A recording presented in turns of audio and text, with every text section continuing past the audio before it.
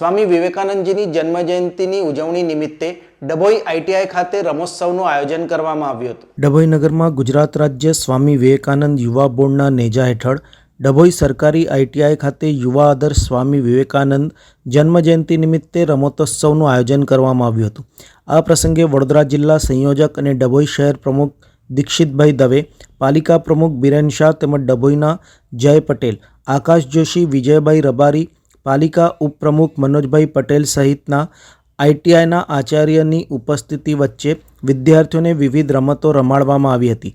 આ પ્રસંગે મોટી સંખ્યામાં આઈટીઆઈના વિદ્યાર્થીઓએ રમતોનો આનંદ માણ્યો હતો। 12મી જાન્યુઆરી સ્વામી વિવેકાનંદ જન્મદિવસ હોય સમગ્ર દેશમાં રાષ્ટ્રીય યુવા દિવસ તરીકે ઉજવાય છે। એ નિમિત્તે સ્વામી વિવેકાનંદ ગુજરાત રાજ્ય યુવા બોર્ડ દ્વારા સમગ્ર ગુજરાતમાં સ્વામી વિવેકાનંદ રમોત્સવનું આયોજન કરવામાં આવેલું હતું। 12મી તારીખે વોલીબોલ સ્પર્ધાથી આ ટુર્નામેન્ટનું સ્ટાર્ટ કરવામાં આવી હતી અને આજે ડભોઈ આઈટીઆઈ ખાતે ડભોઈ નગરમાં પ્રાચીન રમતોની જે શરૂઆત કરવામાં આવી હતી